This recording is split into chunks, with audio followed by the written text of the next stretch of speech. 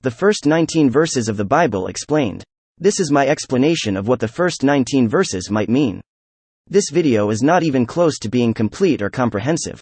I had to leave a lot of information out in order to keep the video short and fast-paced. This content alone as it is should be enough to change your thought processes when it comes to how you see and read the Bible. Many things mentioned will be completely new information even for those who thought that they had some idea about what these verses mean. And before I begin, I want to point out that this is a non-doctrinal subject and no mainstream church has ever would bother to address what I am about to show you. So, let's break down the first 19 verses of the Bible and see what they are really telling us. Verse 1. In the beginning God created the heaven and the earth. Two things. The heaven first and then later the earth. God has to make the heaven first because without the heaven you cannot have earth. The beginning means the beginning of the earth we live on and not the beginning of everything in existence for all time and eternity. Genesis verse 2. And the earth was without form, and void, and darkness was upon the face of the deep. And the Spirit of God moved upon the face of the waters. Notice that the deep was already there. God created it a very long time ago. I'll talk more on the deep in a minute. Also notice that the earth was without form. This means that the earth had no shape and it was void of any features. So, from this we can deduce that the earth wasn't a cube or a sphere or any shape at all. The earth had no form that we can conceive of other than perhaps maybe a spiritual one, and even that is a big maybe. And by adding that it was also void, God is ensuring that you can't misunderstand just how shapeless and empty it was.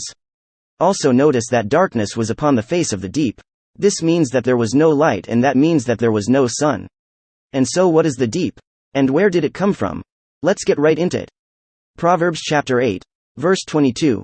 The Lord possessed me in the beginning of his way, before his works of old. Verse 23. I was set up from everlasting, from the beginning, or ever the earth was. Note. From everlasting is a very long time ago before the earth. Verse 24. When there were no depths, I was brought forth, when there were no fountains abounding with water. The big clue here is that a very long time ago there were no depths and there were no fountains. Later, there were fountains, and later still these fountains were strengthened. I believe that the creation of the deep and filling it with water are works of old, but Proverbs chapter 8 verses 22 to 31 may actually also be hinting at something else that I can't bring up right now. I will be making a separate video on that later, and I think that the Latter-day Saints might want to pay special attention to it. Anyway, the deep was made long before the earth. The deep is more like what you could think of as infinite space. How big it is and far it goes there is no way to know. The deep is a real place and not a mythological type thing. Too many references about it are given for the deep not to be a real thing. 3 points are being made in verse 2. Thing number 1. The deep is a body of water, and it is not a body of water covering a spherical space rock that is orbiting a sun. God is really being clear that this body of water didn't exist until after he made the fountains. We're talking about water because it is one of the first things that God mentions. Thing number 2. There is no light here in this area of the deep yet, so there is no sun yet. Thing number 3. The earth has no form yet. Moving on to verse 3. And God said, "Let there be light," and there was light. This light is not coming from the sun. The light is coming from somewhere else because the sun has not been made yet. I have some ideas about where the light is coming from, but I don't have time to discuss them, and it's just easier to make a simpler conclusion that everyone can understand. To me, the point of this verse is more of a reminder that it was completely dark before the light. God often repeats himself, and I think he could be just saying the same thing in two different ways back to back to really drive home what he means. Explaining what or where the light is coming from is a mystery, and the only thing we can be sure of is that the light was not coming from the sun. And that there was no light at all before he said, "Let there be light." And I think he also wants you to know that the earth is older than the sun. Because it is.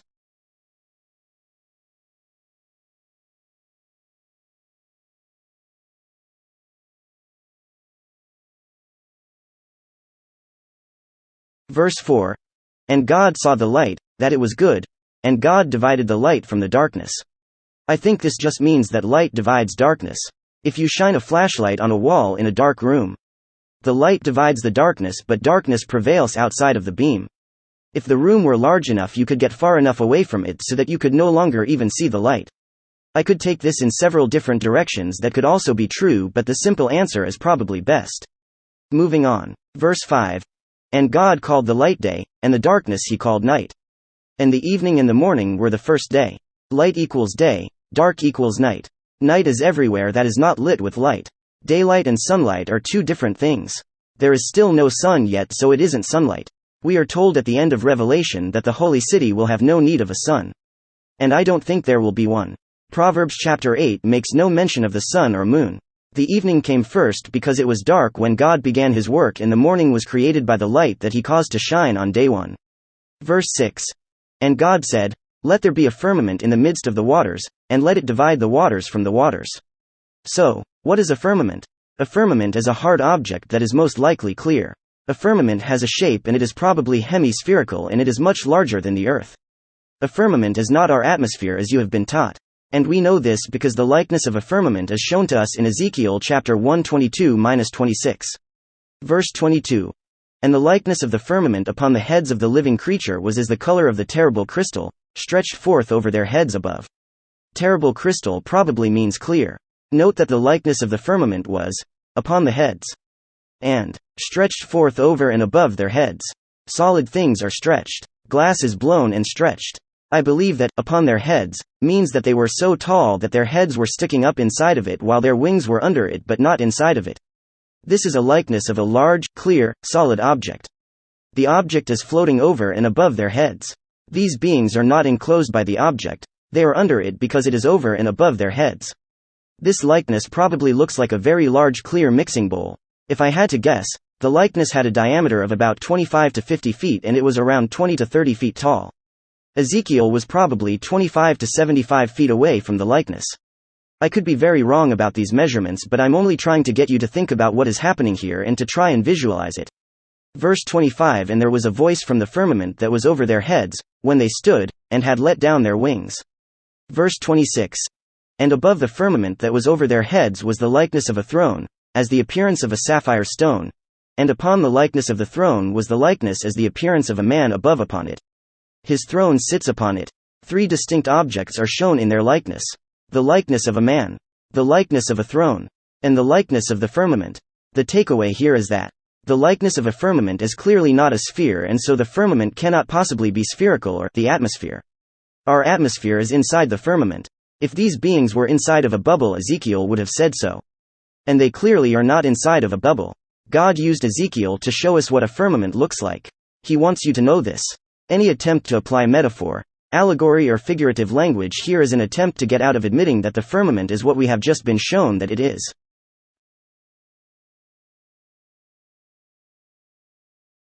God is sitting on his throne on top of the firmament. Isaiah chapter 40 verse 22. It is he that sitteth upon the circle of the earth, and the inhabitants thereof are as grasshoppers, that stretcheth out the heavens as a curtain, and spreadeth them out as a tent to dwell in. Job chapter 37 verse 19 tells us that the sky is strong like unto a molten-looking glass. All the prophets in the Bible knew what the firmament is. Verse 7. And God made the firmament, and divided the waters which were under the firmament from the waters which were above the firmament, and it was so. We are clearly talking about water being divided, and there is no call for interpreting this text in any other way other than literally. Proverbs chapter 30 verse 15 and 16 verse 15. Yea, 4 things say not, it is enough. Verse 16. The grave, and the barren womb, the earth that is not filled with water, and the fire that saith not, it is enough. Psalms 148-4. Praise him, ye heavens of heavens, and ye waters that be above the heavens. It sounds like he knows there is water above the heaven and that there is more than one heaven. I won't get into the multiple heavens in this video, but they do exist and I intend to cover them in another video. So let's go over the water again. Where did the deep come from? It came from the fountains in Proverbs chapter 8. There was a time when there were no depths because there were no fountains. Later fountains were added, and later still the fountains were strengthened. This was a time long before our earth and at another place that is also called earth. Proverbs chapter 8 verse 31. Rejoicing in the habitable part of his earth, and my delights were with the sons of men. This passage suggests that wisdom was living with God on another earth and in the habitable part of it. This makes me wonder what the uninhabitable parts are like. And why aren't they habitable? Just a guess, perhaps there is no sun above God on his earth.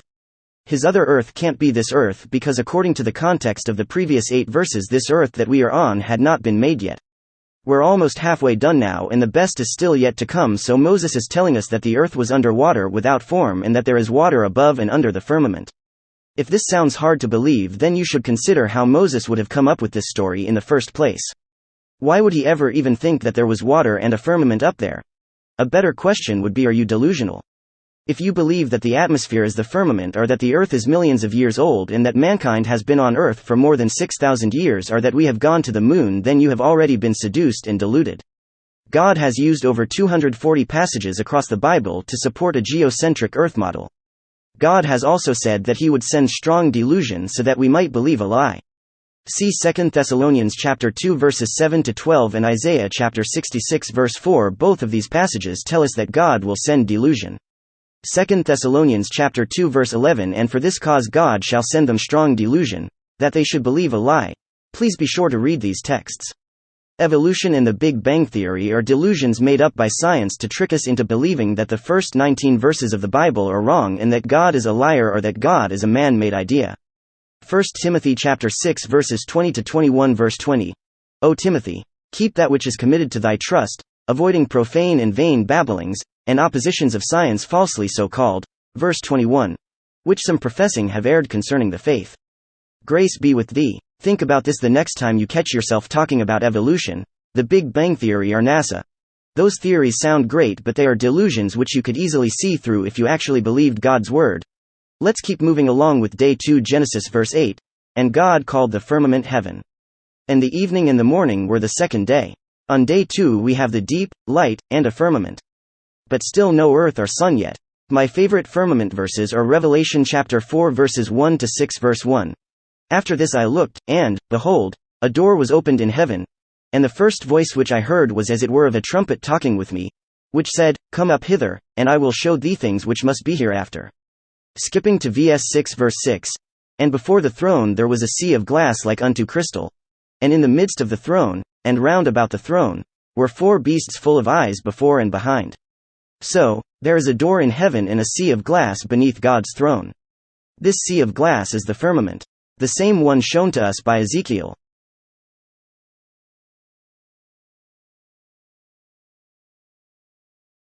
You should also take note that the windows of heaven opened in Genesis chapter 7 to help flood the earth. And they were closed in chapter 8 to stop the flood. The water had to come from somewhere. It came from the deep outside the firmament. And perhaps there are also even some fountains under the sea beneath the firmament. Another clue is that the Tower of Babel was an attempt to reach the firmament. The people building the tower believed they could reach it. God seems to insinuate that they could one day do it, and he stopped them. God will never let us near the firmament. Any belief that we can reach it is delusion. We can pretend all we want, but it isn't going to happen. Genesis verse 9. And God said, Let the waters under the heaven be gathered together unto one place, and let the dry land appear, and it was so. Notice that according to crazy old Moses, that it is all the water that is gathered together into one place instead of the land. I suspect that the water was gathered into the middle. The land is most likely a circle, and you'll see why I think that in a minute. Antarctica is not an island continent at the bottom of the earth. Antarctica is a circular landmass that surrounds the oceans and the continents. Antarctica butts up against the firmament, and this is why you can't fall off the edge of the earth. We are enclosed by it. I suspect the continents broke off the ring during the flood and or during the days of Peleg when the land was divided. See Genesis chapter 10 verse 25. I also suspect that a lot of land was sunk during the flood. This could explain why there is more water than land now. I have heard that there is at least 1 if not 2 more suspected continents that are underwater. There are also cities and buildings that are at consistent depths of about 18 to 90 feet underwater. See Yonaguni, Japan, Bimini Road, and Thonis, Egypt. I believe that the continents were all connected before the flood. Continuing on. The earth is a circle, not a sphere. Isaiah chapter 40 verse 22. Verse 22. It is he that sitteth upon the circle of the earth, and the inhabitants thereof are as grasshoppers, that stretcheth out the heavens as a curtain, and spreadeth them out as a tent to dwell in. There's our circle, and I've never heard of a sphere-shaped tent, but a yurt has a dome-shaped ceiling with a curtain for walls. Proverbs chapter 8 tells us that wisdom watched God put a compass on the face of the deep. Compasses make circles. Verse 10. And God called the dry land earth, and the gathering together of the waters called he seas, and God saw that it was good. Verse 11. And God said, Let the earth bring forth grass, the herb yielding seed, and the fruit tree yielding fruit after his kind, whose seed is in itself, upon the earth, and it was so. Verse 12. And the earth brought forth grass, and herb yielding seed after his kind, and the tree yielding fruit, whose seed was in itself, after his kind. And God saw that it was good. Verse 13. And the evening and the morning were the third day. Recap. We now have the deep, light, a firmament, land, seas, grass and trees before we get a sun, a moon and stars. Here comes the sun. Verse 14.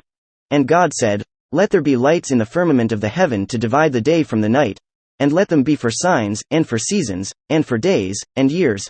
Number 1. It says, Let there be lights, in the firmament of the heaven. Now instead of light coming from seemingly nowhere in the sky, we get actual lights in the sky. Discernible moving light sources are installed. Inside the firmament or as Joshua would say, in the midst of the heaven. Not outside of the heaven.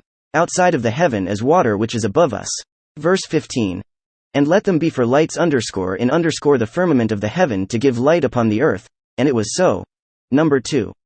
So the sun and moon are lights in the firmament to give us light. The sun will divide the day and night. And the moon will give us light at night. If there was no moon, it would be pitch black when the sun went down. I think it is rather thoughtful of God to give us a little light at night. Verse 16. And God made 2 great lights, the greater light to rule the day, and the lesser light to rule the night. He made the stars also. So God made the 2 great lights and the stars on the 4th day. The stars are very important, and I will get to them in less than a minute. Verse 17. And God set them in the firmament of the heaven to give light upon the earth. Number 3. That makes it 3 times that he has said the lights are in the firmament. Not outside the firmament. Would you put lights outside of your house to light the inside of it? It looks like God doesn't want you to be confused about where these lights are.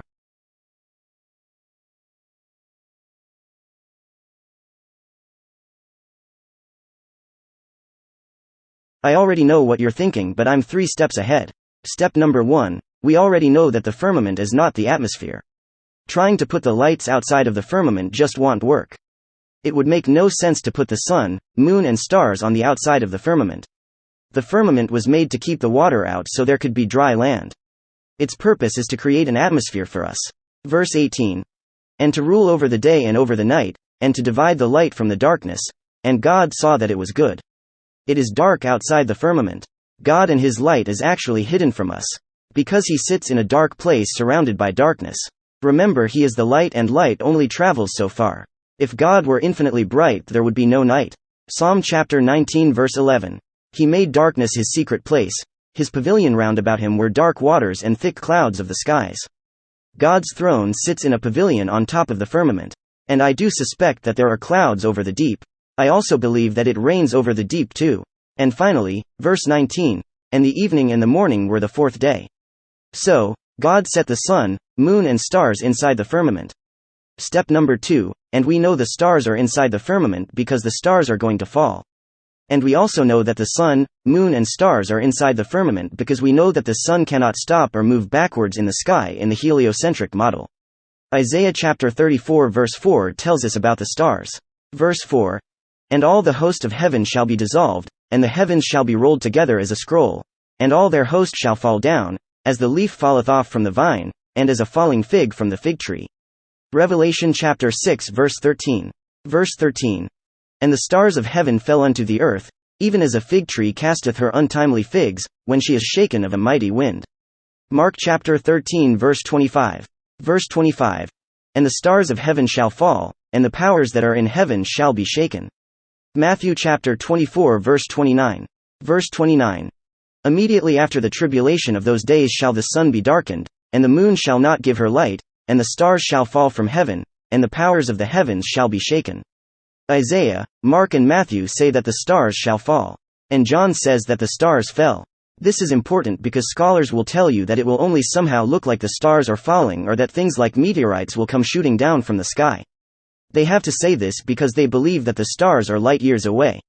But John nails it down for us by telling us that the stars fell. I think 2 Peter chapter 3 seals the deal, but you can read that on your own. Now, in case the stars falling wasn't enough to convince you that the luminaries are inside the firmament, consider Joshua chapter 10 verse 12-14. Verse 12. Then spake Joshua to the Lord in the day when the Lord delivered up the Amorites before the children of Israel, And he said in the sight of Israel, Sun, stand thou still upon Gibeon, and thou, moon, in the valley of Ajalon. Verse 13. And the sun stood still, and the moon stayed, until people had avenged themselves upon their enemies. Is not this written in the book of Jasher? So the sun stood still in the midst of heaven, and hasted not to go down about a whole day. There is no way that the sun could stay in one place for 8 or more hours in the heliocentric model. Also, the words, in the midst of heaven, says a lot too. It would seem to me that the sun and moon would have to be below the firmament and above the earth in order to be in the midst of heaven. And also consider Isaiah chapter 38 verse 8. Verse 8. Behold, I will bring again the shadow of the degrees, which is gone down in the sundial of Ahaz, 10 degrees backward. So the sun returned 10 degrees, by which degrees it was gone down. It is the sun, moon and stars which rotate above us. The earth does not orbit the sun. The earth does not rotate. The earth sits upon a foundation. Job chapter 38 verses 4-6. Where wast thou when I laid the foundations of the earth? Declare, if thou hast understanding. 5 Who hath laid the measures thereof, if thou knowest? Or who hath stretched the line upon it? 6 Whereupon are the foundations thereof fastened? Or who laid the cornerstone thereof? Don't try to make the story fit your worldview by saying that God stopped the earth's rotation or that God made the earth move backwards. That is adding to the word of God. Don't do it.